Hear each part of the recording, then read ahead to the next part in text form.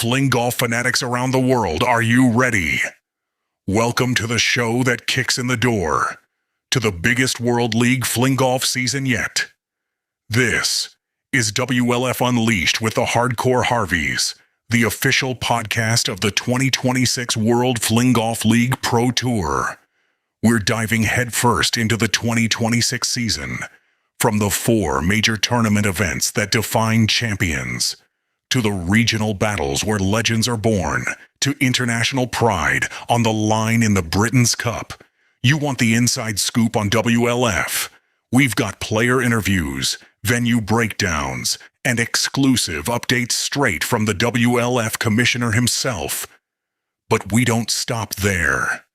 Whether you're chasing a title or chasing your first perfect fling, we're bringing you tips, techniques, and proven practice strategies to level up your game. Every throw, every round, every time. This is more than a show. WLF Unleashed is the heartbeat of the tour, the voice of the players, and the home of Fling golf fans.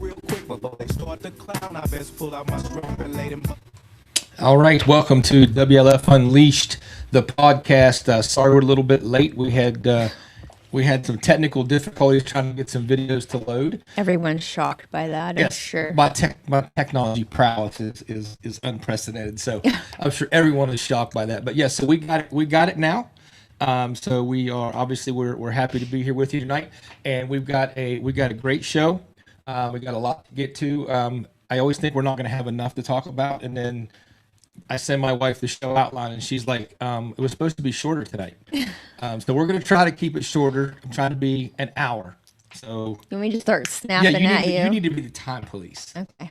All right. So listen. So before we get into everybody else, I got a few things I want us to talk about, and that is number one on the list for me is the plank challenge. Yeah. So we're both we haven't planked today. I missed yesterday.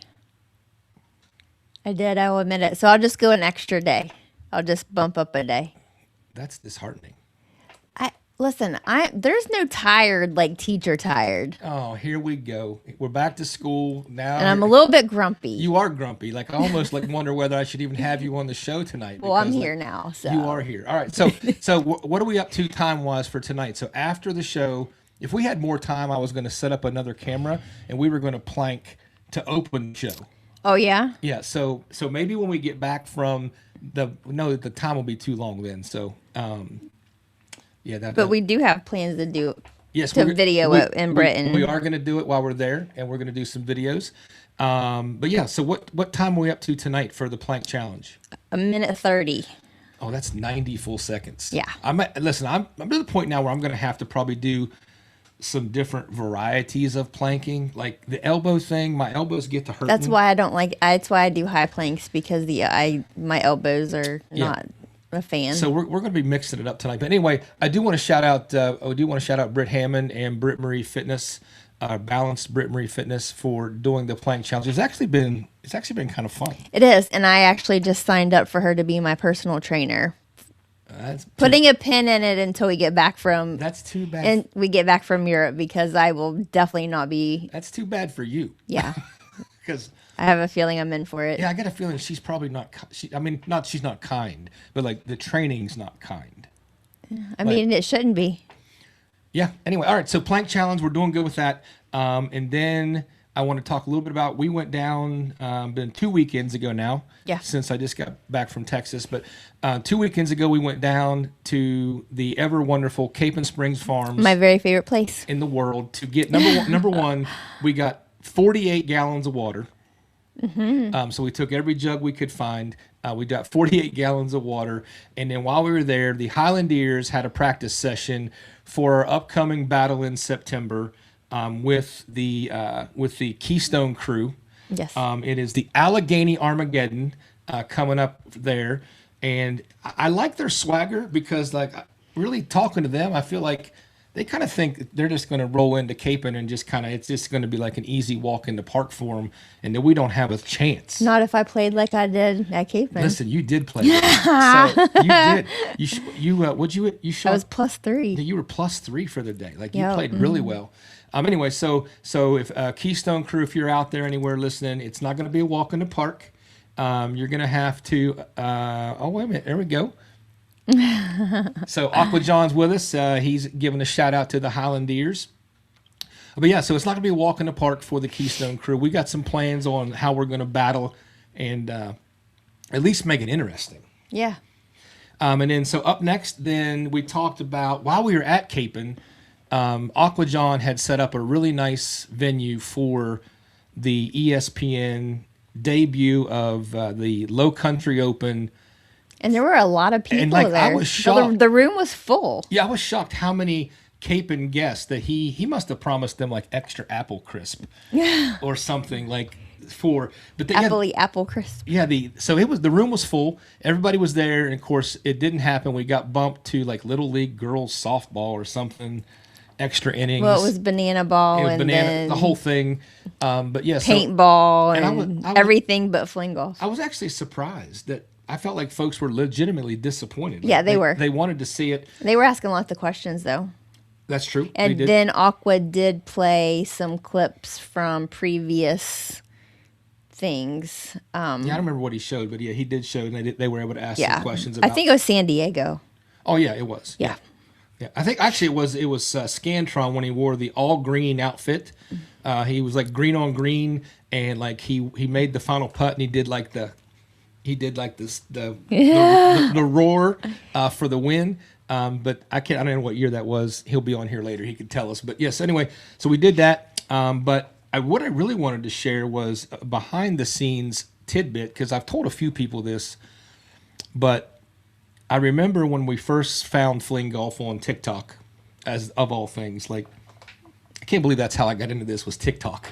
And I rolled my eyes and said, "Oh, yay! This is gonna last 6 months." Right, because I'm traditionally known for mastering something and moving on. Yes, I am.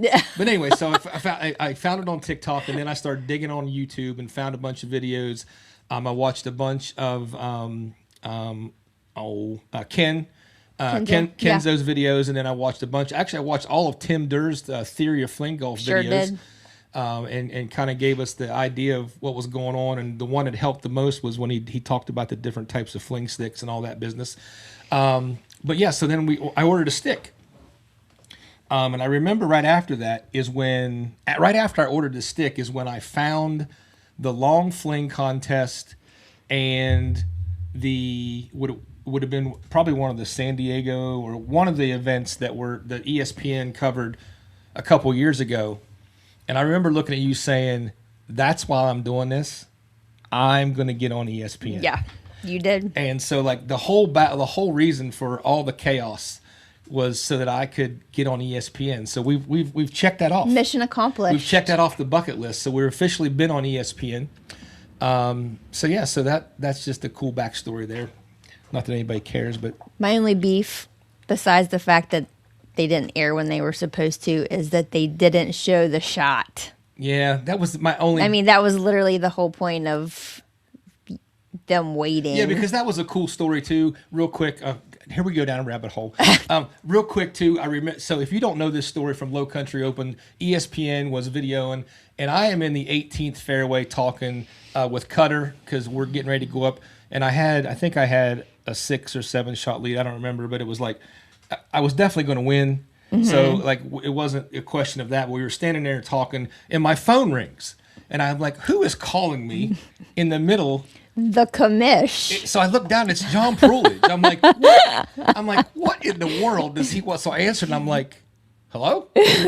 He's like, hey. I'm like, yeah? He's like, hey, do you think you can reach the green in 2? And I said, yeah, I think I can. I'm going to give it a heck of a try. He goes, okay, we're going to keep the cameras rolling just in case. And then later on, I found out you guys are up on the green. Yeah, me and SVL were standing there, and Harry Chickma was like on the green. And I think it was SVL was like, dude, you need to move. This guy's serious.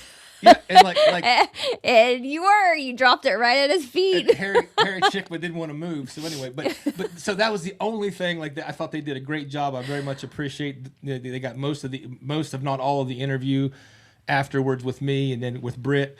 But I was really hoping just for the single shot, just Yeah. because of this whole story around that. So I don't know, Commish, if I know you're listening, if you can at least get me a clip of the shot, and we can do something else with it here on the show or whatever. But so that's the backstory there. Or just for the sake of perpetuity. Well, yeah, because I mean, sometimes I feel like people are like, "Yeah, right, dude." So, all right. So what's up next? Oh, yeah, Hooter Hearing. the Hooter Hearing Open. So yeah, we went The what? the Hooter Hearing Open. So when the Texas Regional Series started a while back, it was kind of like going to be in Texas, and I didn't know at the time that Hooter was going to that Jacob Hooter was going to be one of the people that were going to put on an event. So they had the first couple, and I really was trying to go to the first one, but it just wasn't going to work out in terms of timing and everything. So when I realized then that they were going to have one later on, we kind of decided that I was definitely going to try to make that trip. So we were able to pull that off and get down there. So we're going to talk briefly here about the Hooter Hearing Open. I got a couple special guests that are going to join us for this next segment.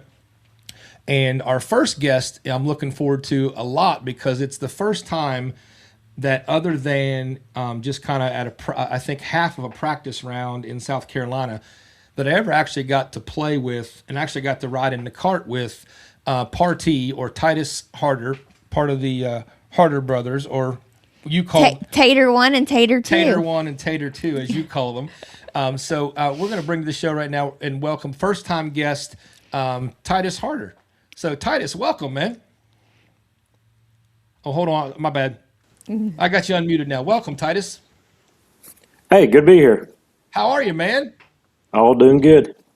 So Titus, so yeah, you got to be with everybody down at the Texas Hooter Hearing Open. What was your thoughts of the event? It was good. It was very good, and I was very happy that we had early tee times, so we get out there before the heat.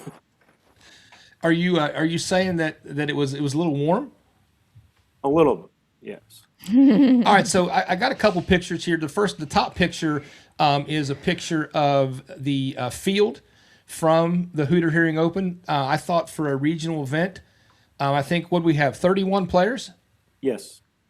So I think we had 7 or 8 pros. I can't remember which number for sure.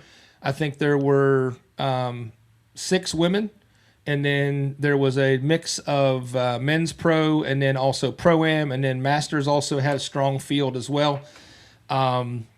So I know that you came in with, actually, I be honest with you, I kind of thought it was going to honestly be between you and Jacob Hooter that might come away with the win down there, just because I've been watching some of your stuff you've put online, and you're playing pretty well right now from what I can see in your videos.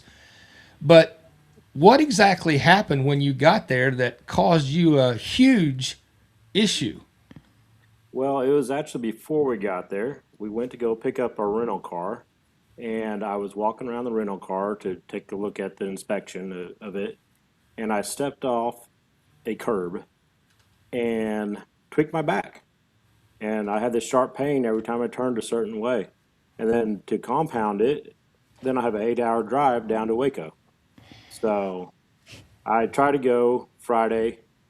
I did a little bit of putting, a few throws, and I'm like, no, I can't get a practice round in. I'm going to keep on using my BioFreeze and take some ibuprofen and hope for the best. And so I just ran around with Jacob all day doing errands. And so Saturday, I didn't have the sharp pain anymore, but my muscles were definitely tense, and it affected my game.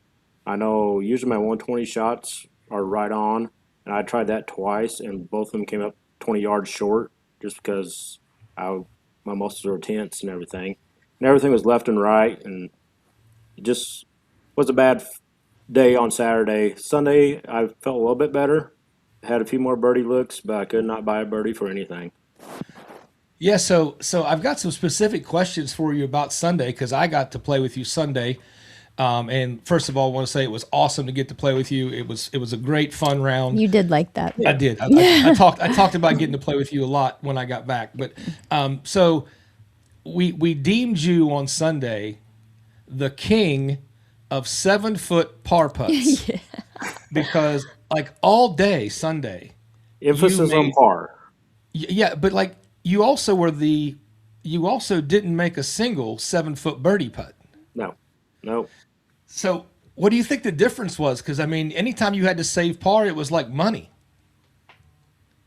Yeah. But they really my birdie putts wasn't that much off. I mean, it's just, you know, it, one of those things where you make 50%. It just happened to be that all my pars went in, all my birdies didn't. So you could definitely tell you were not feeling as well on Saturday. You shot 79 on Saturday, and then you came back with a 75 on Sunday. What did you think about the course conditions and stuff from like when we started early in the morning and then when we finished more around lunchtime or a little after? It definitely sped up a little bit, and kept on telling myself don't go long and come back down the hill. But obviously on hole 18 there, what did I do? I went long, and luckily I was able to save one of those 7-foot par shots. You know. So the other thing that now I've seen it on video and I've heard other players talk about it, but it was the first time I got to witness your on the green single hand sidecar and like walk us through how you throw that shot because you were able to stop the ball going downhill with that shot when the rest of us couldn't stop the ball just even putting it. Well, I think you're referring to what hole was that? It was nine. It was Nine, nine nine. coming Yeah. back into the clubhouse. Well, as far away as what I was, you'd have to give it a little bit of speed before you got to the break, and then once you get to the break, you'd have to judge that really good. But with a one arm toss, I'm able to take that initial speed out at the very beginning and just drop it right where the slope started, and then it didn't have a whole lot of speed to start with when it got to the slope. I got you. Well, listen, it's amazing on video, but it's even more amazing in person. And the consistency of which you can do that shot is truly impressive. Like it is like every single time. He's like, I have to figure that out. Yeah, And then I was like, I do too. like yes, but I don't at the same time like I don't need something else to work on. Oh, right. But no, he amazing with that shot. But yeah, so anything else about the tournament you want to share? What's your thoughts on some of the other folks' performances that played in the pro men's division with us? Oh, it was definitely a stacked field for a regional event. Um, some very, very good players there. I finally got to meet Todd Naff, and that was amazing. And so I didn't get to go play with him, but I did see him out there on the course and everything. And got to play with Johnny both days. That's always a fun time. Yeah, And I really enjoyed that group that we had on Sunday. yeah, that was a good one. Yeah, I thought we had a great time. We all missed a lot of birdie putts. I felt like if we would all been on putting, it would have been like a shootout down to the app. I mean, it was already a shootout, but it would have been like close to being under par shootout. Yes, yes. I All mean, right, man. you had several good saves in that. That was awesome to watch, and so Well, what you're really saying is I had several lucky shots that happened to go in. no. You recovered well. You might have made a Chip, mistake, but you didn't let it Chip affect your just game. saved it You came all. back and recovered it. So listen, one last question. We'll get you out of here on this. What was your thoughts when I was in the sand trap on 12 and I threw it backwards? Or I turned around and didn't face the hole, and I threw it over my head backwards. I've actually tried that a couple times myself and seen a Okay. couple other people, so I wasn't like, oh, this isn't going to go where he thought. But you did have a good shot out there, and I'm like, oh, he's going to be able to save par out of this, and then you end up flipping in a 30-yard almost Flip. I mean, you were on the green, but that's a long green. I don't know It how was. far it was. It But was 60. It was like 66 feet. okay, 22 yards. Yeah, when I walked it off, it was 22 paces. But yeah, so I got lucky and made that one. So that was an unbelievable birdie from given I was in the sand trap and I threw it backwards out. But believe me, I was thinking I was crazy for trying that, but it was such a it was such a downslope. I was either going to have to chip it out just a couple yards, which I wasn't willing to do because I didn't think I could save par then. But yeah, we just went for it. It worked out. Yeah. All right, listen, man, we appreciate you jumping on here with us. I know that we want to, while you're with us, I want to give a shout out to Tim and Austin's show tomorrow night because Showtime Theory or Fling Golf Theory with Showtime because they're actually featuring you tomorrow night as one of their guests to talk specifically about the Britain's Cup. So we are looking forward to hearing your first interview with them tomorrow night. So appreciate you being with us to talk about the Hooter Hearing Open, and we'll look forward to hearing what you have to say about Britain's Cup tomorrow night. All right. Thank you. Thanks, man. All right, so why we transition here, there's a couple comments. One particular I want to share. I know, like Todd Naff just became my best friend. Yeah, so right here, so Todd Naff says, why does Taylor not get her pro props when you're? So listen, I changed it. I actually changed it. He did, and but it did. I don't know. work. It didn't say. I must have forgot to hit the save button.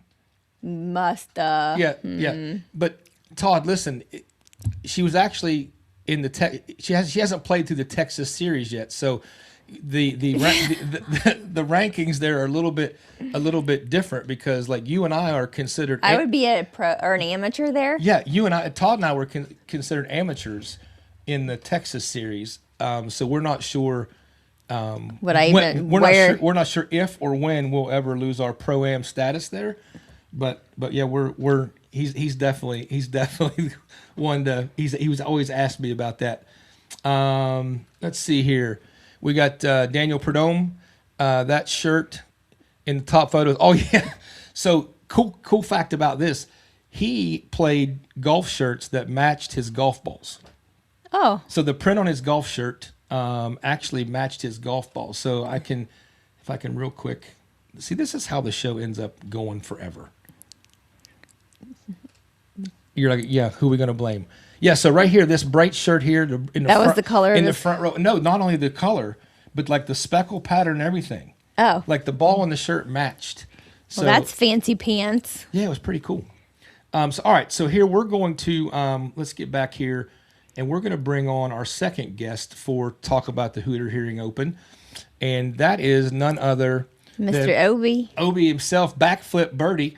Obie, thank you for joining us tonight, man. Appreciate you being on the show. Also a first-time guest, so we're excited to have you with us as well. Yeah, thank you for having me, guys.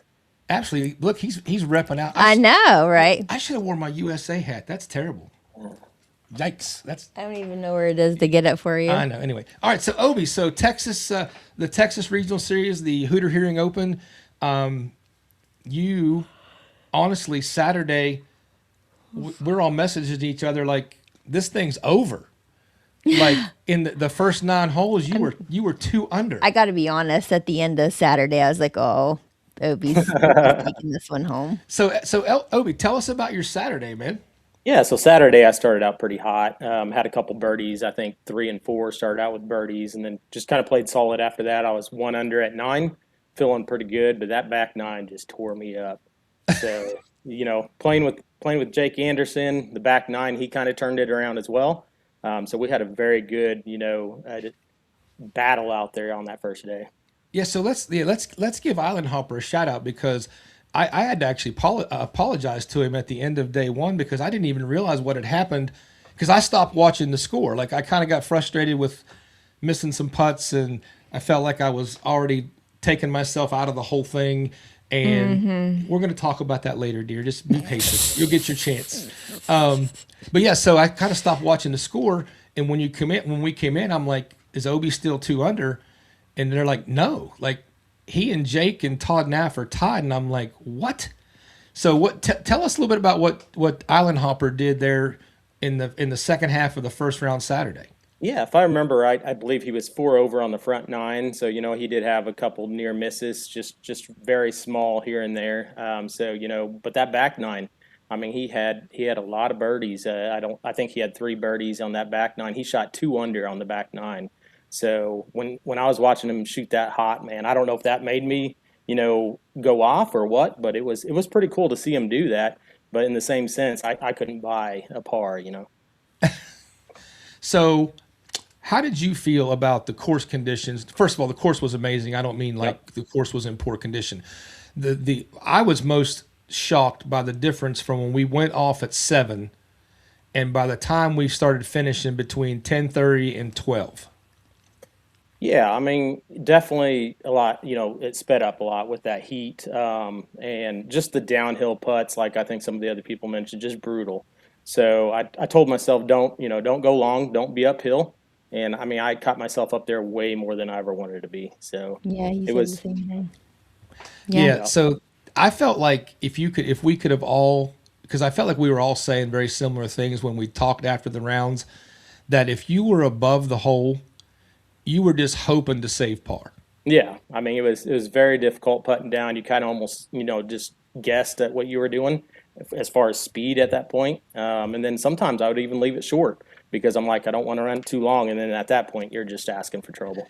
Yeah, the worst scenario to be in was a downhill putt, of which you also left short and gave yourself a second downhill putt. Yeah, for sure. Like that was like it was almost guaranteed 3-putt right there. Right. Yep. I had a few of those for sure. So I was also surprised the size of the greens. They were huge. Yeah, we had some very large greens, and I'm like, well, I'm on the green, but I still have about 40 feet to go. So Yeah. just some very large greens out there. Well, listen, man. So on Sunday, then you played in the final group with Jake and Todd Naff. You guys all went off at +2, and my question is, Saturday was the first time I'd ever got to play with Todd, and I played with him at the Hooter Invitational last year, but it's the first time I ever played with him in competition. What is your thoughts on his abilities? Yeah, I mean it's absolutely amazing. So I mean, right now like my shoulder still hurts, because it was fun to see him throw, and unfortunately, he was teeing off before me a lot of times, and I was just like, at least get it out there so far so you can at least see his ball. So my shoulder's sore still from that, but no, it's amazing to see how far he can throw and just the sound of his stick when he throws. It doesn't even sound the same. No, So, it's a completely different swing. absolutely. It was amazing to play with him. Great guy, but just to see that talent and that speed of that coming out of there, it's incredible. So the last thing we're going to talk about here is Johnny Sands.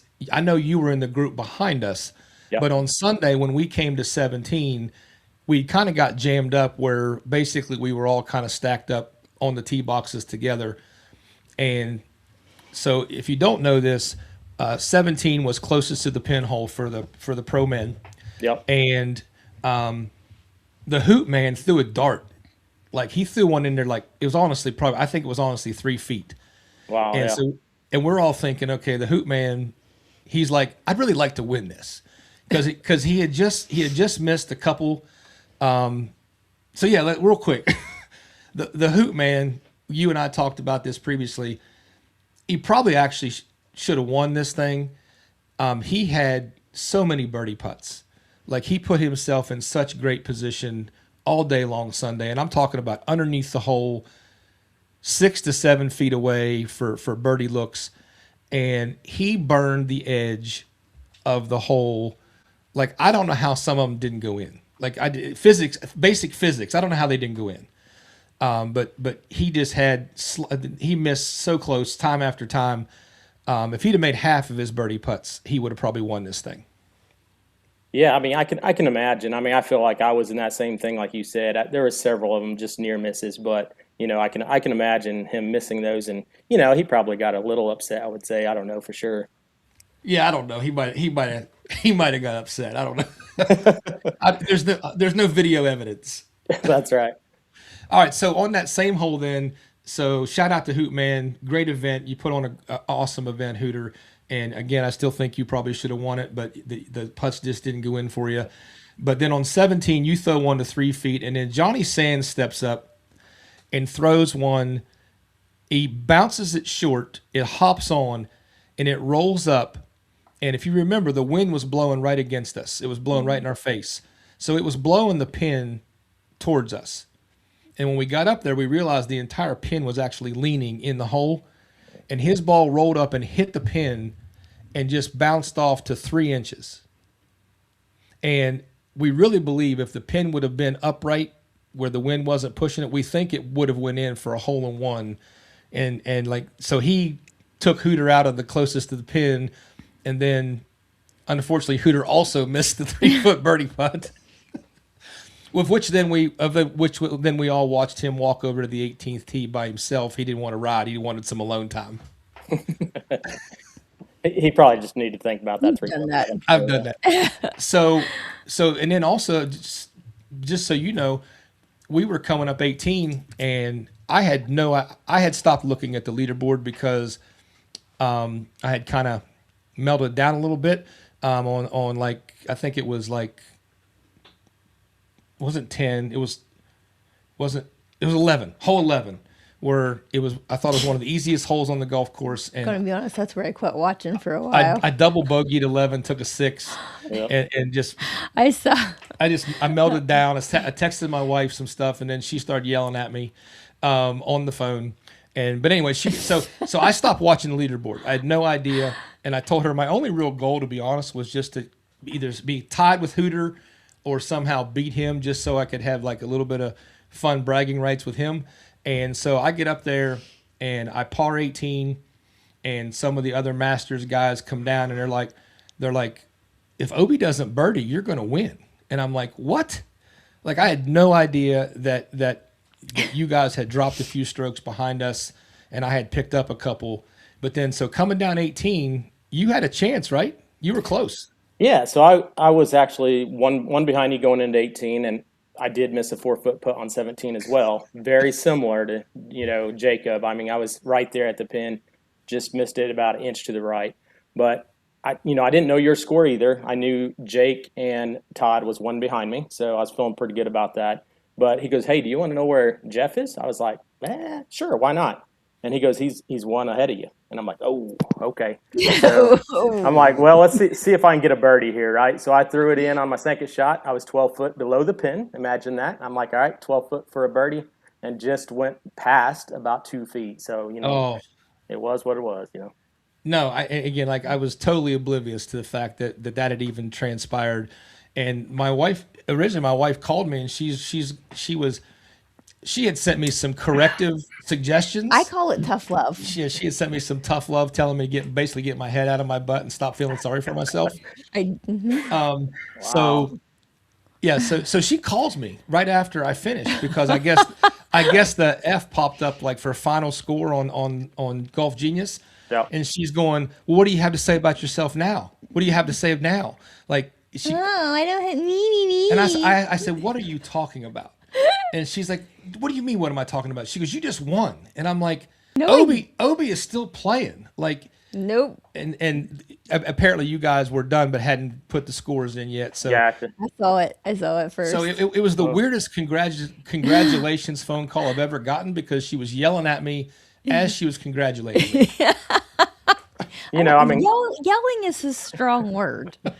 I would definitely give her some credit for that, because if she wouldn't have called you those few times, you may have fell apart. I listen, and that's we all have things that we're not super proud of, that we don't do well, and mine is that I know it. I can get the spiraling out of control with getting a little down on myself, and she used to tolerate it and like try to kind of baby me through it, but now she just hits me right in the face. Yeah. Either play or come home. Yeah, that was basically. You were like, why don't you just drop out? All right, man. So listen, Obie, congratulations on a great tournament, man. You shot 74 both days, super consistent, +2 both days. And again, everybody knows it could have been 4 or 5 players there, couple putts. couple putts go a different way. Any one of those guys could have won it. But again, congrats on a great event. And the only thing I do regret is we didn't get to play together. Yeah, that would have been cool. If you had shot one better the first day, we could have played together. Well, no, I blame Commissioner Poolidge for not putting me in the final group. He said only guys that shot +2 are worthy to be in the final group on Sunday. He said that. So In the green room. I actually used it as motivation. I'm like, oh yeah, Commish, I can't be in the final group. All right. But anyway, all good fun. But Obie, so we're going to have you back on the show here in just a little bit. You're going to help us talk about Britain's Cup. So we appreciate you being on here with us now, and we're going to take a look at a couple of the other divisions. Just hang out here and talk to me about those as well if you don't care. Oh yeah, sure. All right, so let's talk about the men's amateur group. Because you may know some of these guys better than I do. So John Mark, great guy. Got to meet him for the first time over the weekend. So this is actually Delwyn's son-in-law, correct?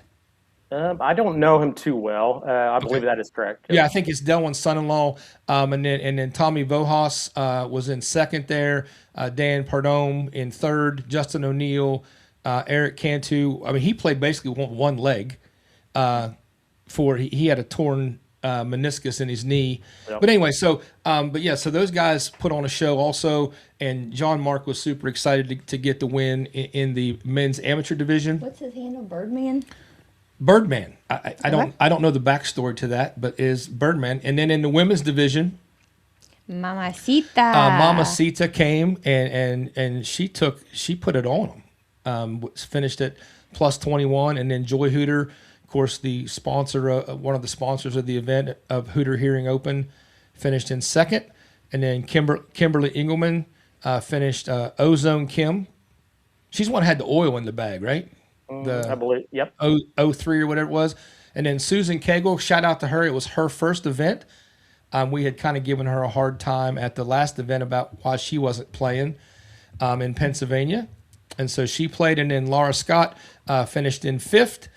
As well. So we had a good showing for the ladies as well. I know that my wife would have liked to have been there. Mm-hmm. One of us has to work. And then, listen, yes, you need to work. All right. So then in the Masters division, Chris Lowmiller finished at +1. And then Eric Seeger from Savannah, Georgia, is also in the Masters division in WLF. Finished in second at +5, but he was actually the first pro master. He got the pro win. And then Chris was in the amateur division.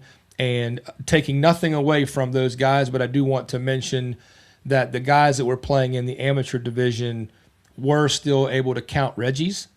So in terms of total score, it's a little bit deceiving where those scores were with and without the Reggies. But again, still great showing from those guys. Leo Weidman finished in third. Jim Cagle, that's his third event where he's been in the top 5 in a row. Mike Weber, French Scott, David Valet, and Delwyn, and then Kevin Albers rounded out the top 9 there. So any of those guys that you can comment on, Obie? Yeah, I mean, a lot of them I met for the first time, but Jim Cagle, he lives near us, probably an hour and a half away. He's been to a couple of events, but man, whenever he has a good game, he has a good game. So he's out there practicing all the time. So I see that he could improve very quickly. Nice. Yeah. Anything else? Any closing comments on the Hooter Hearing Open or the Texas Series? Have you been to more than one? I can't remember. Have you been to another event down there as well? No, this is the first one I was able to go to, but, an amazing event. Shout out to Hooter Hearing, Jacob, and everybody else that put it on. It was a great event. Always good to see people and meet new people as well. So it was an amazing event. Obie, listen, appreciate your time. And again, hang with us. We're going to have you back here in just a few minutes. All right. I appreciate it, guys. Thank you. All right. So up next, we're going to talk Britain's Cup. And we've got the Commish with us. And Commish, welcome to the show. I mean, I know you're normally first, but we felt like we needed to get that out of the way, and then we're going to spend the rest of the show talking about Britain's Cup stuff. Well, the good news is you can't blame me for being behind schedule. No, nothing to do with it. yeah. No, this one's on me. No, great to be here, Jeff Taylor. It was great to hear all about the Hooter Hearing Open. Great event. I was sort of doing some stuff behind the scenes, but it was really, hats off to Jacob and Joy for putting that tournament on. It sounds like it was a great success, and congratulations to you, Jeff, on winning in the men's pro division. That was quite an accomplishment for you. Yeah, so I meant to say this in the earlier segment we were talking about it, but like a couple things that I wrote down that I felt like I needed to highlight was being the first time in the men's division. I got to give a shout out to those guys because it was way harder than I anticipated in terms of playing up in the men's division, playing at the longer distances, having much longer approach shots into the green than I was accustomed to. In the Masters division. And like, I think and again, no slight on any Masters player in my comments here at all. But like, I think the thing I noticed very quickly Saturday was those guys make less mistakes than anybody I've played with. Yeah. Across divisions, whether it was in a mixed, whether it was a doubles event or whether it was in the Masters division. Normally you see some guys kind of stub their toe along the way here and there, but like these guys don't. And if they do make a mistake, it's so small that, like we were talking, it could go either way. So yeah, I learned very quickly that you can't make mistakes in the men's division. No, you can't expect the field to sort of fall back. Right. Because even if, someone who you think might even be the favorite for the tournament or the leader of the tournament falls back, there'll be a couple other people that are rising. And it'll usually end up being, unless you have something like where, Hooter sort of ran away with things in South Carolina. Those are more rare these days. And usually it comes down to, what happens on day two, a lot of times on the back nine, is when a tournament sort of, won or lost. Well, and the other thing that I learned that is, again, a little bit different from the Masters division is all of these guys are capable of going on a 4-hole run like any time and just bang, all of a sudden they're back in it. They could go 3 out of 4 birdies. And just like Jake Anderson, I had no idea he was back in it Saturday in a matter of like a half hour. Like it flipped the entire tournament. And so like, not only can you not make mistakes, you also have to play knowing somebody's coming. Somebody could get hot. And like that was the exact thing for Jake. It was like the tail of 2 nines. It was crazy. But yeah, that back nine that he had was incredible. So that was the only thing going into Sunday. I told myself if I was going to be in contention at all, I had to shoot even or better. And that I didn't feel like another plus over par round would get it done. And which turned out to be right, because if I'd have been +1, then I would have tied Obie instead of winning. But yeah, so I just that was the mark. I was going to have to be even or better on day 2, and I feel like that's probably a fair way to think in the men's division all the time. Yeah, no, I think it's the mentality you have to have, because that is a division that's gotten the most competitive, and really even in the last year to last sort of 15 months, like really the last 2 seasons. So it may have been my first and last appearance in the men's division. I don't know, a lot of pressure on you now that you won. It was hard. Like it was hard. You were tired, and I was tired, and I was sore. And I think that's the thing. Even though it's in fun and joking around with everybody, either talking to Austin or talking to Sam or talking to whoever. Is those guys always like, you need to come play in the men, and I understand why they say that, but they don't understand how much it hurts and how long it takes for me to feel better afterwards at 50, at almost 58. But yeah, so I don't know. We'll see. I haven't. If you had to ask, if I had to tell you right now, it'd be like, yeah, that was good, one and done. Yeah. But and we'll your see. answer on Sunday night may be different than what it is right now. Yeah, yes, it would have Sunday been. night Yeah. you weren't feeling any pain, I'm sure. And All right, so on to the Team USA stuff. I've got the roster up here. Wanted you just to give a couple comments here, and we're also going to, at the same time here, we're going to add in. We're also going to add in SVL, our team captain. He was able to join us tonight as well. So I know SVL is joining us on his anniversary, I believe. So he gets high marks. He gets high marks for. Hold on. All right, there we go. All right, so here we go. All right, SVL, welcome. Hello. Hello, sir. How are you, sir? I'm good. All right, so you guys both, why don't you guys go over the Team USA roster, just kind of give us some highlights of things that stand out to you about the team, and then we'll also do the same for the Britain's Cup.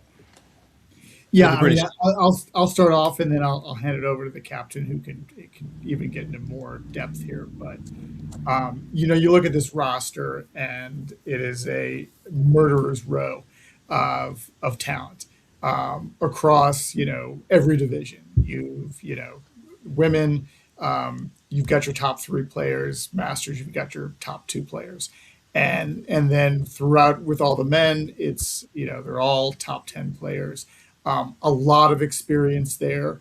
I think it's focusing on some of the new players like Big Mac, Carla, and Slim Shaggy. I think as well as Cutter. They're new players to the team, but they're not new players to competition. Whether it's at the highest levels of WLF Pro tournaments, Club Series, they've got familiarity with these formats. So the stage is, even for the new players, is not going to be too big for them. So there's so much talent. And Shawn, if you want to drill into specific players, but it's impressive. Yeah, I truly think it's the best team we've ever had. Oh yeah. I mean, we've stepped up to 12 players, and I think that these players are going to be unbeatable. I know that Paul and the other players on the other side of the pond are already starting to jump in, saying that they're going to send us home without a win, but I think it's going to be tough. I really think it's going to be tough. I like the sound of that talk. Yeah. Especially, I can't wait to sit down and do the pairings because, with their team, figure out who's going to get to play against who, but it's going to be tough for them. Let me ask you guys a follow-up question, and this isn't about maybe this particular group, but you guys making comments like this is maybe the strongest group or strongest team we've ever had. Like, how do you attribute that to the growth of Fling golf, or like what do you think might be contributing to being able to say the team continues to get better year after year? I think I think you can say this about the league in general, and the level of play it gets better every year. And if you look at where the leaderboards are and how day 2 in these WLF tournaments, it's you've got this concentration, and a lot of times it comes down to the back 9, and you've got the number of players that can potentially win a tournament like expands every year, and then you've got players, even if they haven't won a tournament yet, they've either had near misses, or you've got new faces, some of which are on the team and some of which are not on the team, that are starting to make appearances in the top 5. So that leads to even more depth on the team. And I think the players in Europe, and look, anything can happen, but you look at the players in the Europe team, they get better, and the skill over there gets better every year. The problem is that we keep expanding the team, and also the depth and of the U.S. team, and just the overall skill of the U.S. team gets better every year, and potentially even by a wider margin. So it's not that Europe isn't making progress, and you can't necessarily look at the scoreboard to measure that, but the U.S. team does not let up at all, and it's a really sort of seasoned veteran group, even for the players that aren't necessarily, that may be playing in the first cup. Well, speaking of that, we've got Team Europe roster up. SVL or Commish, you've kind of already gotten into their growth as well. What's your thoughts? What's your thoughts on their team for 2026? It's going to be interesting because you've got a lot of players that haven't played for the first that are playing for the first time in the Britain's Cup. So there are a lot of sort of unknown entities, which could be helpful in the sense that they've got a nice mix of they can lean on the players that have the Byrons and the Jamies that have on the men's side that have played in several Britain's Cups. Have experienced this thing, have won points from the U.S. team, as well as you look at their ladies. You've got Annabelle and Molly who also have experience. Annabelle, this is going to be her third Britain's Cup, which is phenomenal. But then you've got new players like Leah, who was actually, if I remember the story correctly, I think she was introduced to fling golf at the Britain's Cup last year. And played in this sort of pro-am. I don't know if that was the first time she played fling golf, but it was really her first association with a lot of the players. And she's just sort of taken off from there, gotten her whole family involved. As you can see, it's a family of fling golfers that it's going to be a really interesting addition to the squad. And then you've got another one to call out is Theo Hall, who also he's got a pro golfing background, so comes in with a lot of golf skill. While it was on the team last year, has only gotten better in the last year. So that's going to be interesting to see the strides that he makes year over year. And then also other people like Robert Tolan from Sweden making the trip to Bournemouth, and it's going to be. He's put a lot of work into his game. It's going to be interesting to see how that translates into the actual competition. Yeah, So Jake Anderson jumps in there and says that he thinks Annabelle is definitely getting a point this year. She's hungry. She's going to be going up. It's going to be mixed doubles for certain, depending on how the four ball and the foursomes shake out. But I wouldn't be surprised if she got an individual point. But granted, she's got to get that from Britt, Amy, or Lala, and that's going to be tough. But so I think she can certainly do it. She's got the ability and she's got the talent. So I think whoever she plays, it's going to be a marquee match.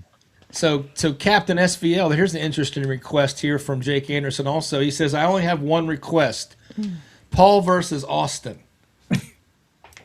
That I have no idea what day Paul's playing, so we're gonna have to figure that out when we get over there, Jake. Now here I hear Robert Thorin, and I'm probably saying it improperly, and I apologize ahead of time.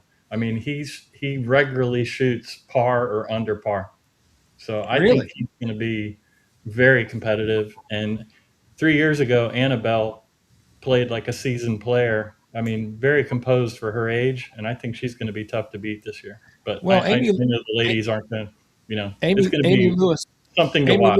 Amy Lewis disagrees, SVL. She says it's not going to happen. Awesome. I agree. She's coming back to the track. Exactly what you should be saying. Yeah. All right, so listen, we're going to transition to Commish. You did some hole analysis because we wanted to talk a little bit about the course particularly. And we've actually got two more guests that are joining us. So we're bringing Obie back as well. But then we also have the man who probably knows more about this golf course from Team USA than anybody in Scantron, Sam Scannell, because he actually was over there for an extended period of time. I think he played this course almost every day. So we're going to get his analysis on some of the holes as well. But Commish, walk us through what kind of analytics you did here. As we get some stuff queued up. So little analysis that I did, and by did, I mean that Claude really did all the work here. And it was actually pretty impressive. I loaded the data. I think I had a really hell of a prompt, but then it spit out some interesting stuff. So sort of scrolling through this, and then we'll get into the actual holes. They had hole number 4 is the hardest hole, but I had them do several layers of analysis because that's when you look at basically, this is all from 2025 data. That's when you look at all the players. And really, so you're looking at individual and four ball, excluded foursomes because it was alternate shot. And I thought it was going to distort the data. But the interesting thing is you can break it down by team. And hole 6 was actually a harder hole than hole 4 for Team USA. Interesting. And this is something that I'm not going to go through sort of everything here, but I'm going to provide this to both captains because it's broken down from, like, you can look at it from, all male players' perspective versus female to see if you come up with a different answer. For them, 10 was actually a harder hole overall. But then you can break it down into, okay, just actually USA females, it was actually a different story. Same thing with, I think a few things sort of bubbled up from this. And I think the holes we want to look at, we've got them, I think you've got them loaded up. But the first one to start with is 4, which is overall the hardest, but it's not necessarily from a Team USA perspective. It was still one of the harder holes if you look at it from a USA perspective, but it was more down sort of in sort of 6th place if you look down here. But I think since it's going to be, I think a thing to look at is it may, for some reason, be harder on the Europeans. It may be an opportunity to actually take a point take a hole from the Europeans. So I think it's worth looking at as sort of the first hole that we look at. And then I think we look at 6 as well. Those are 2 to sort of focus on. All right, just give me just a second here. Yep, I got hole 4. This is where my technical skills begin to deteriorate a little bit. So, all right, so here we go. We're going to transition over. We got hole 4 here, and let me get it going. There you go. So we've got the tee box on the right hand side under the trees. Quite a tight par 4 running up. And there's white stakes all along the right hand side to protect the golfers coming up, so that's all out of bounds. Big river stour on the left hand side, lots of trees and shrubbery, so you want to avoid that. 2 fairway bunkers, pretty much slap bang in the middle of the fairway. You're going to have to play short of that, or if you're long enough you can go over that to leave the approach shot into the green.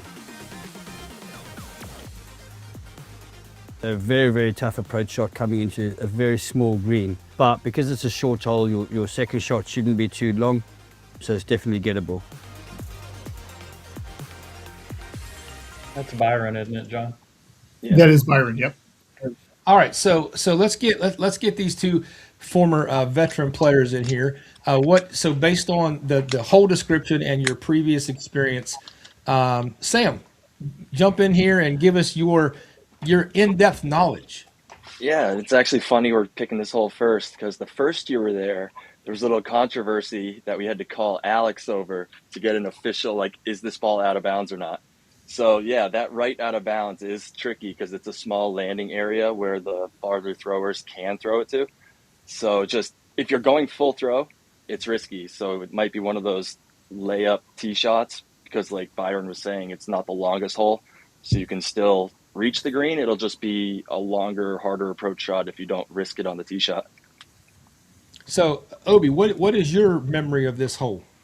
Yeah, I mean, like he said, I don't remember how far those sandbucks are out from the tee shot, but you do have to be careful. If you're, do a low stinger, you could run it right into that sandbox, or if you go right, like he said, you could be in trouble as well. So maybe just pick where you want to shoot from and a short hole. So I think it's doable, but just be safe.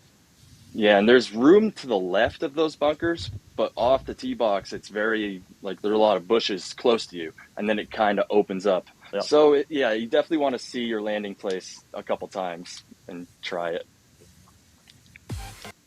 All right, so then hole 6 is go ahead, SBL. No, just kidding the guys. Throw lefty. Right? Oh, yeah. Oh, Big Mac's got a good landing spot there. Yeah. All right, so Commish, anything else on hole 4 before we go to hole 6? No, I the only thing else on 4 is because of some of those out of bounds areas. I think that has, at least for Team Europe, they were having issues with that, which I think then boosted their score, which is why it became sort of the hardest hole for them. But I think we switch on to hole 6, which for Team USA overall, and especially the men, was the hardest hole. All right, let's take a look at hole 6.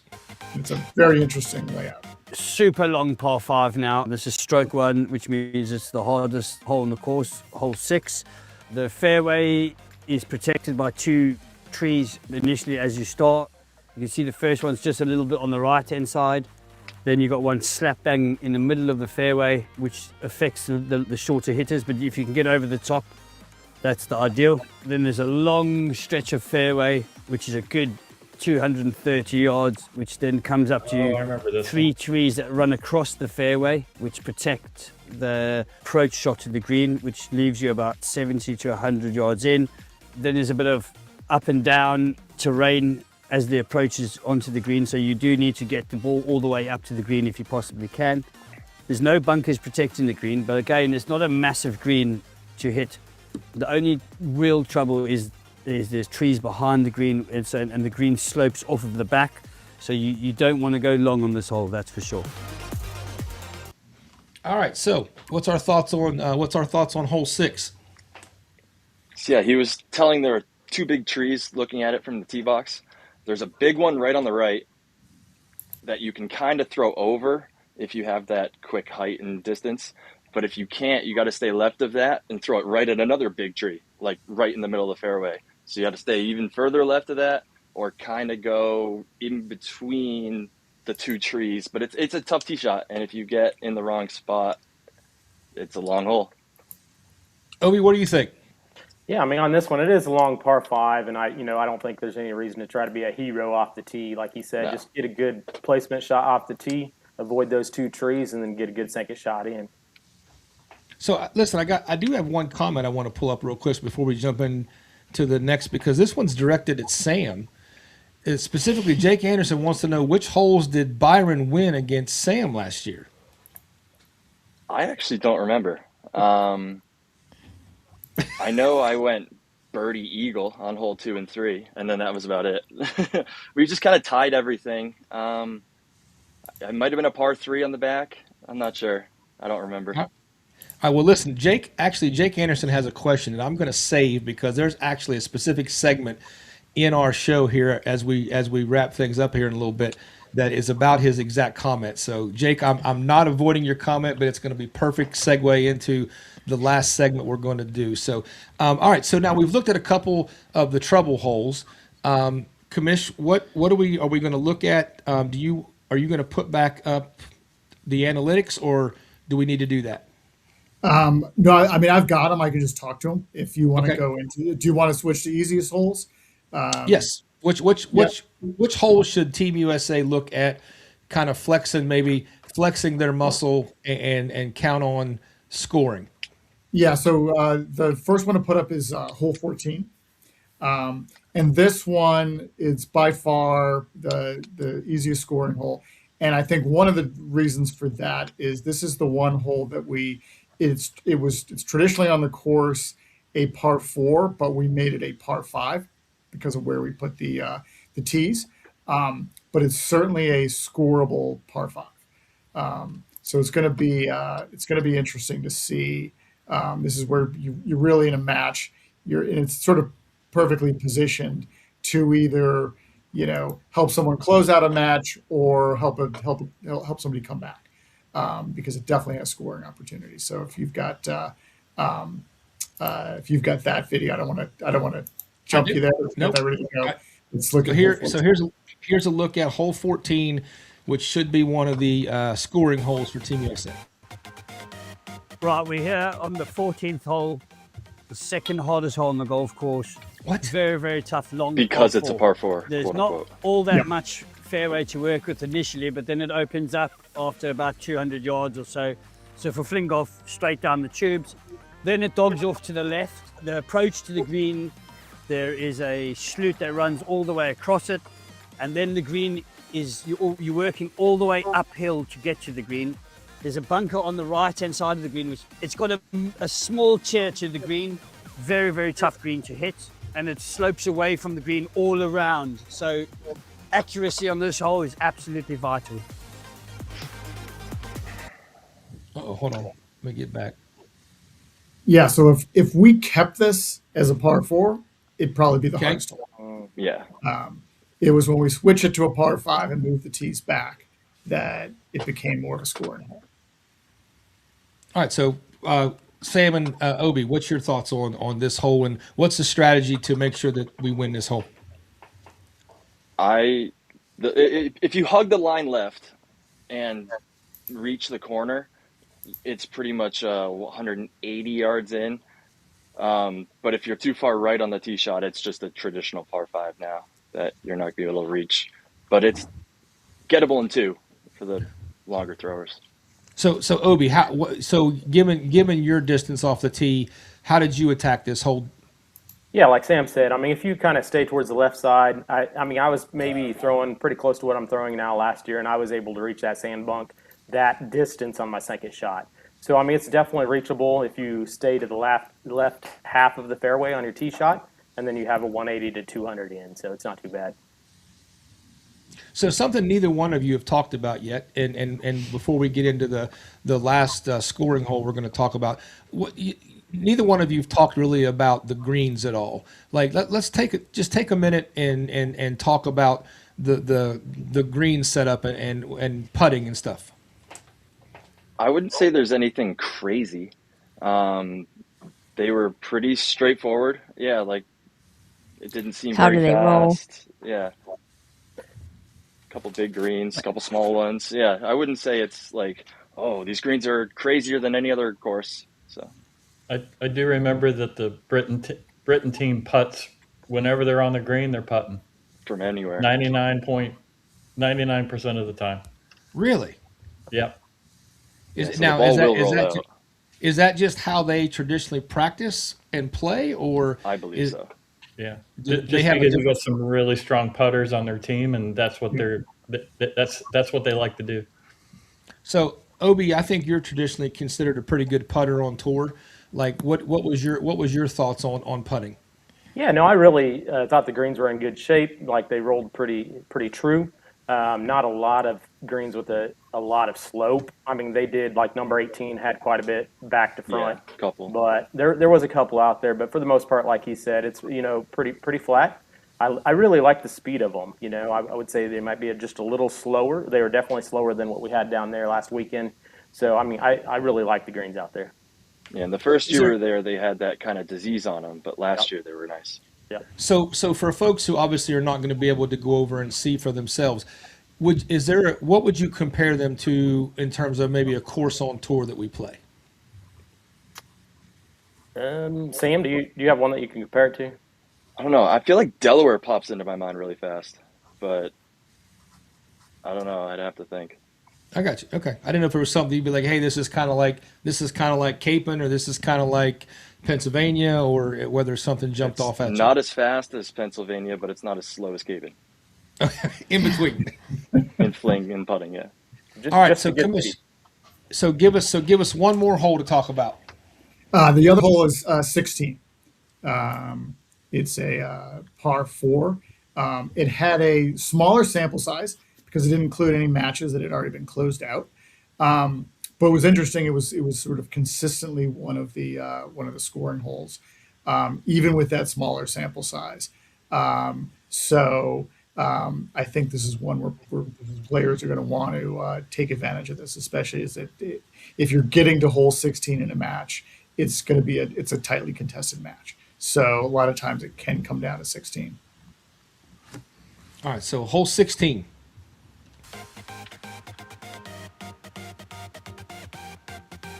So 16th hole, you have to go over a sloop that is very short on.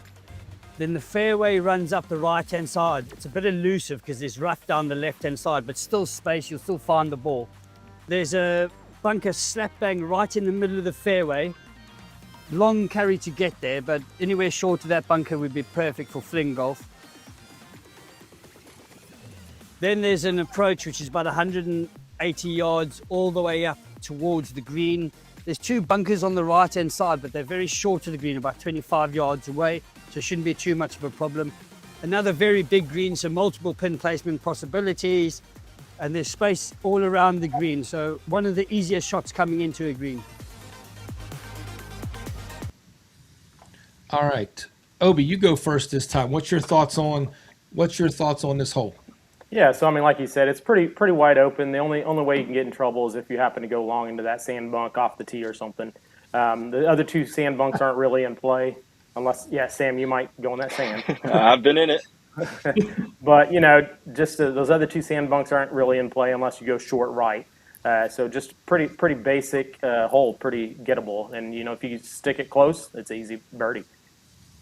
All right, SVL captain. Anything jumped off on any of the holes we've talked about so far that you have any extra comments on? I apologize. I can't remember that second hole we reviewed with the 4 trees in the way. I remember that green does slope away quite a bit. You almost got to land it short of that green. Otherwise, you're going off into the woods. Right, guys? Maybe towards right on the edges, but right. Yeah. So other than with anything in general in terms of like fairway conditions or rough conditions or anything that might stand out to you all as something that players are going to need to kind of be aware of, particularly the rookie players. There aren't many trees in between all the holes, but there's long grass. So if you're outside the rough, it's very tall and it's going to be tough to find your ball. I got you. Obie, any thoughts? Yeah, no, I mean, like you said, there's a lot of tall grass if you get off the fairway, off to the side. But other than that, it's pretty basic as far as finding your ball. Just stay close to the fairways, and it's pretty doable. All right, Commish, I put your stats page back up. What's some other final stats maybe you want to point out as I prep some couple other things here? Well, one of the interesting things is you can also look at this stuff from a different perspective, which is we looked at sort of average, hardest, easiest holes.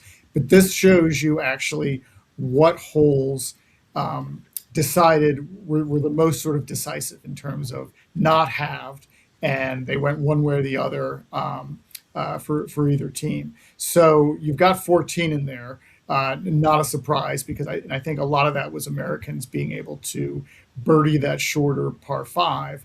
But hole 3 and 9, which didn't show up on the harder or easiest list of holes, but both of them, 2/3 of the time that they were played, one team won it over the other. They were not halved. Whereas if you go all the way to the bottom of the list, hole 16, which was an easier hole, was easier for both teams. But it didn't actually provide a huge opportunity to win the hole because of the fact that 90% of the time it was halved. And so it was, I think it's a pretty straightforward hole, but it doesn't necessarily mean it's a hole that you're going to have a great chance of necessarily winning it. So sometimes these stats can be deceiving. Whereas hole 9, I feel like a lot of things, and this is more anecdotal, covering that hole last year, there was, I do remember that being one where a lot of matches might have turned on that, or a team that had sort of been on a hot streak, everything sort of changed on hole 9 because that was one of those holes that was just, it was always in play, and for one team or another, and it changed the momentum of a lot of matches. All right, so I've kind of repositioned our graphics in terms of our cameras here. You're supposed to look like the Olympic rings. Nice. Not intentionally, but that's pretty cool. I accidentally made the Olympic rings. That's all right. All right, so the analytics showed one thing. So like Obie, Captain, SVL, and Scantron, are there any holes that you feel like are holes that you'd want to talk about that maybe the analytics didn't play out as being difficult or scoreable holes that you feel like we ought to mention? It's been 2 years. Yeah, go ahead. Comments. No, go. Oh. Go ahead, Sam. I think that I lost my train of thought saying you can go. So if you know what to say, go ahead. I don't because I can't remember every hole. Hole 10, that second teeing off on right in front of the practice green there. There's a ravine, or it's not really a ravine. Byron calls it a sloot. There's one of those that you kind of need to get over on your second shot. So if your tee shot isn't long enough, you might have to lay up. But that's another hole. If you go for it, you can kind of cut the corner and have a short approach shot for a birdieable hole. But So that's what came to my mind there. That what is sloot. what does this comment mean? Watch for those snap bang sleuths at Eiford. Yeah, the sloots. What is It's that? just that little ravine like gully the thing that ravine. comes across. Yeah, Yeah, they call them. I don't know. I thought he was That's talking what about it's bugs. Obi, what do you think? Anything jump out at you that No, not really. Other than seeing them on the video that you guys had, a lot of it was kind of, until we get there, I'll remember all those when I get there, but really not a lot that stood out to me. I mean, just play your normal throw down the middle and be strategic with your distances off the tee if you have anything in the way, and it'll be just fine. All right, I do so remember one specifically. Oh yeah, go ahead, If you Sam. want. Yeah, it's hole 7. If your tee shot isn't left enough on hole 7, it's a dogleg right, so the woods there kind of stick out, and the green is tucked around the corner. So there have been times where if you don't stay left, you got to go up and over all the trees, or kick out and waste the shot. So 7's tricky. All right. Anybody else? All right. So I've got 2 closing questions, and one I'm going to do the easier of the 2 first. So Obi, actually no, Captain. I'm going to ask you first because I know you've been involved over several years with this or been around this event. The Britain's Cup team as well as the U.S. team all have several rookie players. What is some maybe advice you would give to a rookie player coming to this event from either team that's never participated before? I don't have a good answer to that question.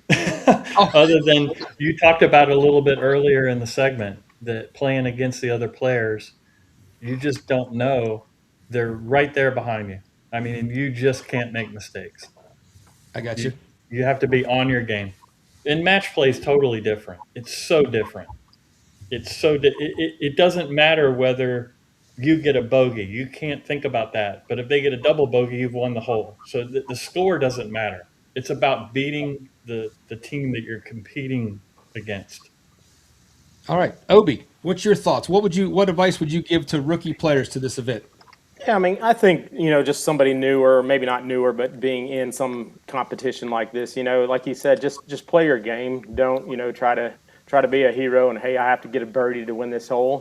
Hey, if you get that par and they happen to get that bogey, it could go your way. So kind of just stay, with what you can do, and don't try doing that crazy at that point.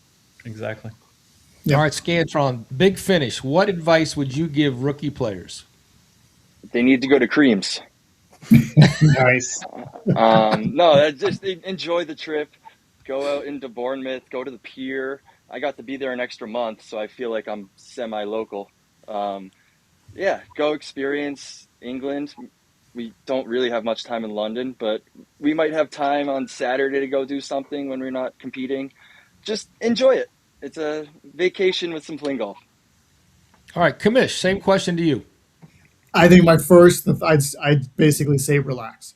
And I think I have a slightly different answer for both squads, but from the U.S. side, look, you're battle tested, and these formats, you basically have grown up on individual tournaments and alternate shot tournaments. So that's 2/3 of the tournaments right there, even more, 75% of the points.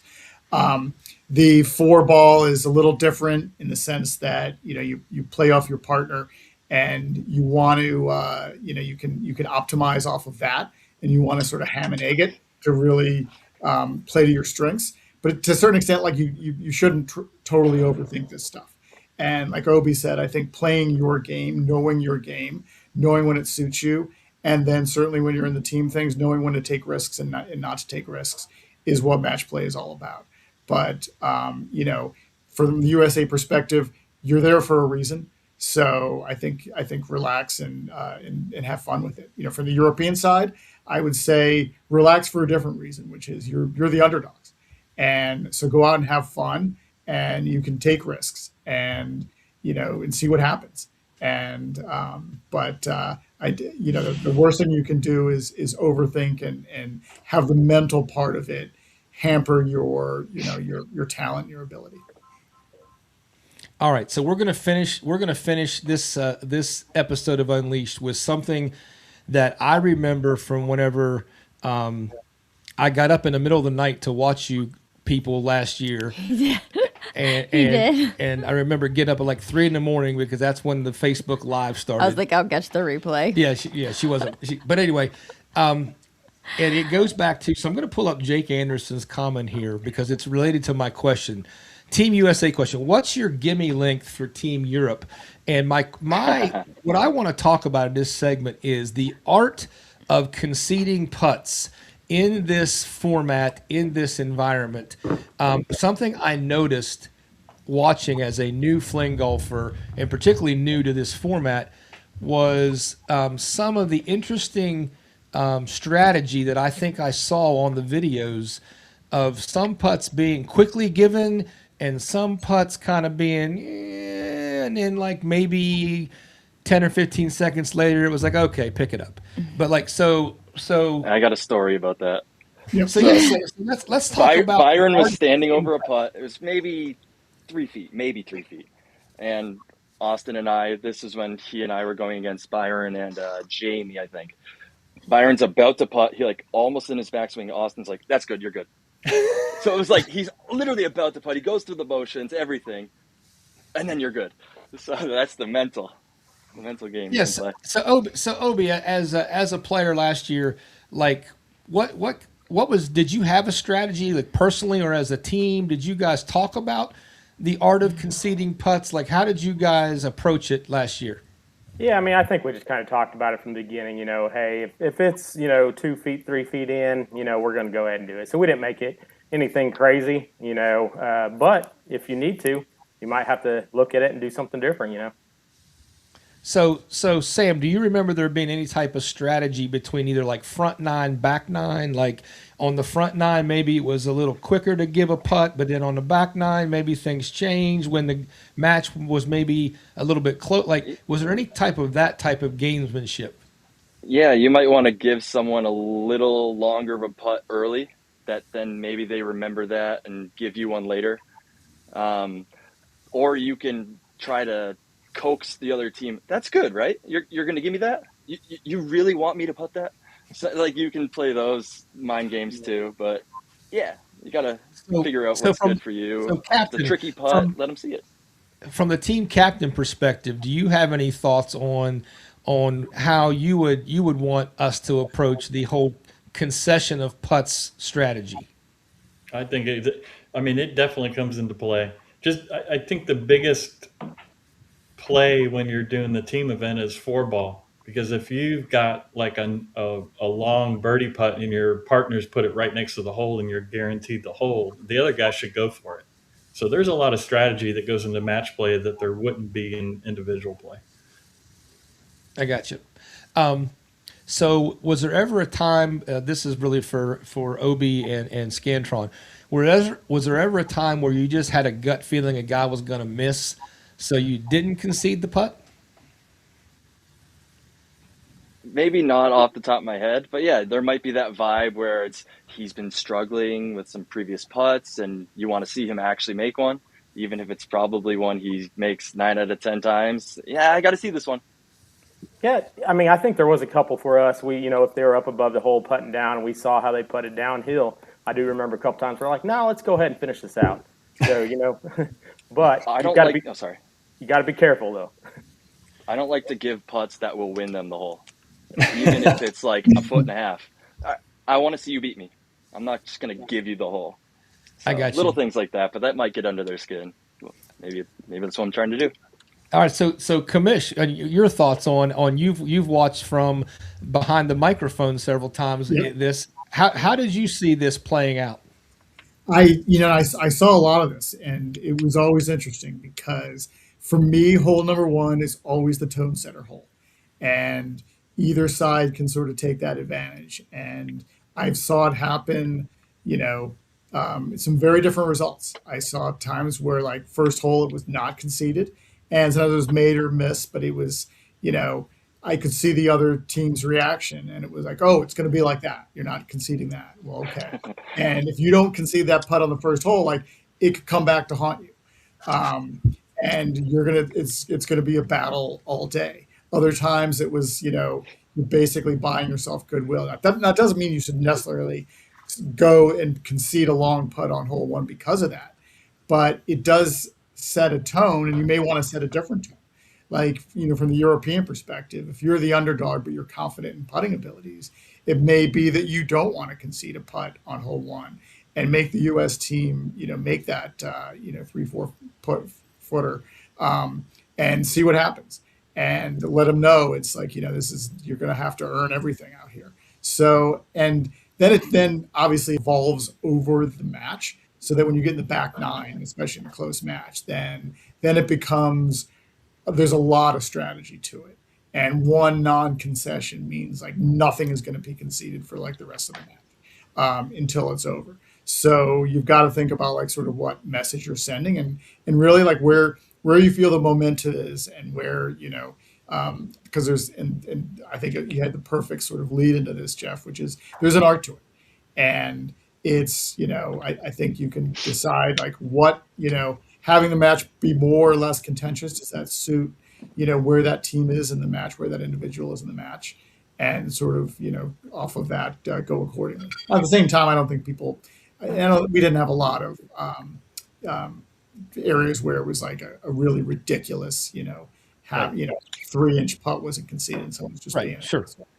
But, so Scantron and Obie, did you see the concession of putts change from like Thursday in the beginning of the event, and then by Sunday, whenever it was in the individual play, like did you see anything change in terms of the maybe the kindness of how quickly putts were given?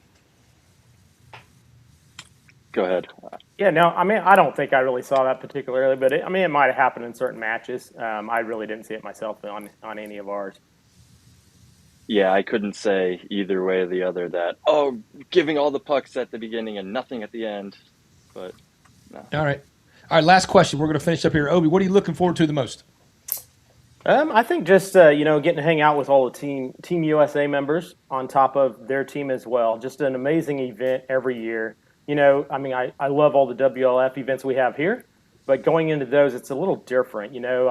Next event I go to, of course, I'm going to be thinking, is Jeff going to beat me by one stroke? And, or maybe, hey, hopefully Titus falls apart so I can maybe beat him one time, something like that, but no, being serious, it's just such a special event over there, getting to hang out with them on the course, off the course, as well as our team, just all week hanging out there with them. So that's what I'm looking forward to. All right, Scantron, what are you looking forward to the most?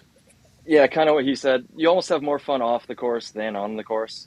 So enjoy everything you do, really. Yeah. All right, Captain, the first year of a non-playing captain, what are you looking forward to the most? Oh, just getting to be with the team and witnessing some amazing fling golf. All right, Commish? Yeah, I mean, I'm looking forward to the whole thing, but I do think those moments where, even within each team, the bonding, especially Team USA, because I normally just see the members there in ultra competitive environments, and then seeing them play as a team is special. But then it's the interaction between USA and Team Europe, really after the match, like as well as like during the match, and even though these are hotly contested, there's a lot of camaraderie going on within the actual match, but then even more so after the matches end, and some of those sort of bonding experiences between the two teams, and for the greater fling golf is really what I think is the most special part about it. Well, I think what we're looking forward to the most is last year we had to see it and live vicariously through you guys. And I think we're looking forward to the most to be able to now putting ourselves in that environment and getting to be a part of it, instead of just kind of being like, man, wonder what that's like. So now we're going to get to actually experience it. So SVL play kicks off Thursday, correct? Yeah, so want to cover the schedule for everybody this year, because it's totally different than what we've done before. Starting on Thursday is 4-ball, which is the 27th. Play over there is going to start at 1400, 2 p.m. their time. which will be 9 a.m. Eastern Time, 8 a.m. Central Time. On Friday, we're having an alternate shot. That starts at 2 p.m. their time also, which is 9 a.m., 8 a.m. per Central Time. Saturday is basically a PR, what I would say a PR day, pro-am day, where the community gets to come over to the course and they can select a player or up from Team USA or Team UK and get to go out on the par 3 and play a round, 9-hole round with the community. So a couple of schools are going to come over, and they're expected to have anywhere from 2,000 to 3,000 people there that day. Wow. Oh, wow. And a barbecue that night, which I think is going to be a lot of fun. Sunday is going to be individual. It's going to start a little earlier. They're hoping to start at around 1:30, which would be 8:30 Eastern and 7:30 Central. So none of our followers here in the States are going to have to wake up at 3 a.m. like they've had to do in the past, and even 1 a.m. if you're in California. I'm not going to lie, that was rough. Yeah. I know. All right, so our biggest supporter was Austin's wife, and she said it was rough. It was very rough. So, Commish, I know that we're going to try to do some things over there to try to bring some live and do some things afterwards. Is that still your guys' plan? No, absolutely. I'm not sure what it actually entails, but certainly, like, a lot of what I'm going to be doing is going to be media related when I'm over there. Trying to get people, I mean, obviously the Golf Genius and the scores, but also trying to get people, live stream look-ins, that kind of stuff, as well as, post-match, post-day recaps. That so we're gonna I'll know a lot more in a week what we sort of can do and what the limitations are. Gotcha. So a lot of it will be put together sort of more last minute, because I think on the fly. We've got to work around a few things, but we're going to try to give people as much access as we can. All right, so we are. I think I'm going to plan on trying to go live here and there because I'm going to follow you. So Yeah. No, exactly. So I think we're going to try to do some unleashed stuff. But again, there's not going to be any real schedule. It's going to be like when we can pull it off, and so it's going to be a little bit random. And then unless Commish, unless you nail down some type of schedule or whatever, then we can put some stuff out. I think we'll know a lot after the first day, like anything, and just so people know, because from time to time you've got sort of technical difficulties, and it's not for a lack of planning. It's a lot of times you can plan this stuff out, and then there's always a last minute. There's something that, you start executing on the plan, like even today, like we had a whole plan, and then there's a last minute technical issue that delays things. So I think we'll know how much we can do after the first day on Thursday. And the more we can do, we'll do. And, we're certainly going to be relying on, Taylor and other people that are going to be over there to providing some sort of live stream look-ins and that kind of stuff. Listen, Commish, I've been called a lot of things in my life, but that's the first time I've ever been called a technical issue. All right, guys. So, Obie, appreciate you being with us, man. Scantron, thank you for taking the time to help us look at the course and draw on your experience. And Captain SVL, thank you for taking time out of your anniversary plans. So we're going to wrap things up here. Thank you guys for being with us. And Commish, so just any final thoughts here as we finish up with the Team USA roster here up loud and proud.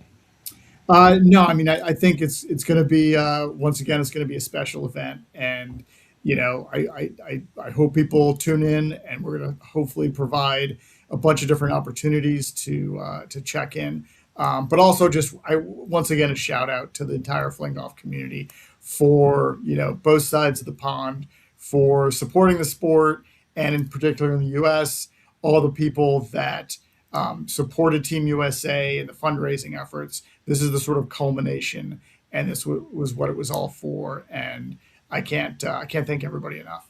And I'm really eager to see, meet a lot of new players on Team Europe and see how they do.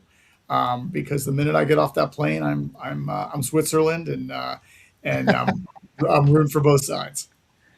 All right, Commish, thank you again for joining us tonight. Appreciate all the back work you put in on the statistical analysis and getting the videos prepped for us, man. That was a great help. No, absolutely. My pleasure, Jeff. Thank you, Jeff. Thank you, Taylor. Another great podcast in the books. All right, we'll see you next time. All right. Take care.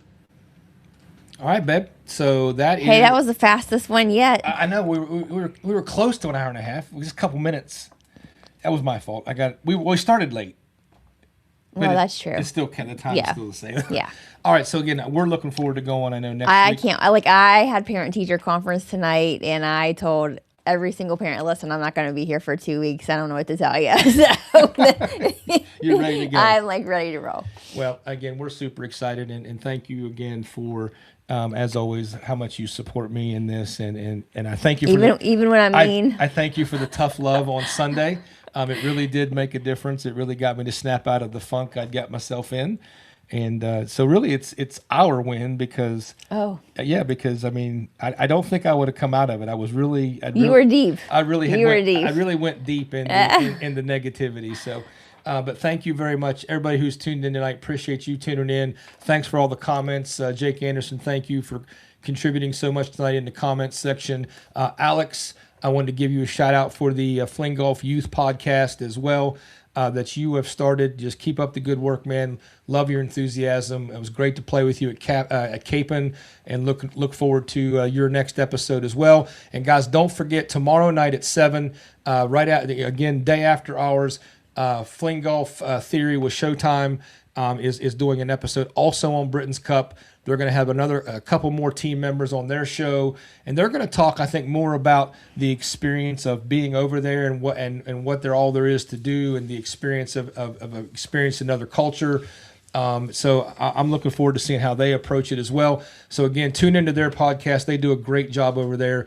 So I'm anxious to see how they take what we did tonight, and then they take it even further tomorrow and fill in a lot of gaps that I know we probably missed here tonight. So guys, appreciate everybody tuning in again, and we look forward to coming to you live from the Britain's Cup with Unleashed, and hopefully we can do some special things over there and give you some sneak peeks into it.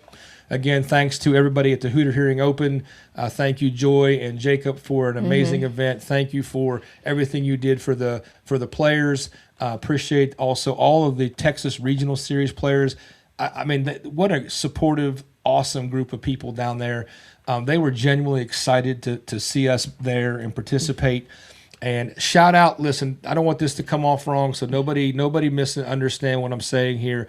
Shout out to all the old guys down there. And I just can't tell you how much it meant to me, how excited they were for somebody in our age group to be successful in the men's division against the greatest players in the world.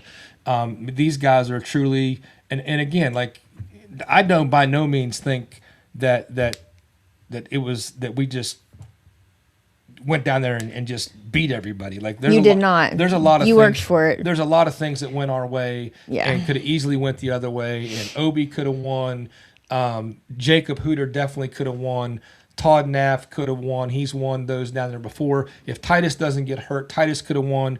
Jake Anderson put an incredible back nine in on Saturday. If he would have continued that, he would have won. So again, we recognize, and I also want to recognize that there were a couple also best players in the world who weren't there. Oh, for sure. So like, it wasn't, we don't have any delusions because we were successful. We are very happy to be in company of those players, and be considered to be able to have the skills to compete at that level. But again, we're not, we're realistic. Right. So anyway, so thanks everybody down there. And again, shout out to the old guys down there for being so excited for another old guy. We appreciate that. And thank you everybody for all the follow-up comments and text messages and emails in support of our first win in the men's division. But like I said, if you had to ask me right away, I don't know that it won't be our first and last appearance in the men's division, but I'm not saying we won't dip our toe in either. It's just, we had a long trip back. Took us a lot longer to get back than anticipated. Because all of our flights got canceled. It seems to be how it goes. And I'm just kind of tired right now. So now is a bad time to make any decisions. Right. But we're looking forward to Britain's Cup first. So we want to check that off our list of things we'd like to accomplish. So guys, thanks again for tuning in tonight. And as always here at WLF Unleashed, hardcore out.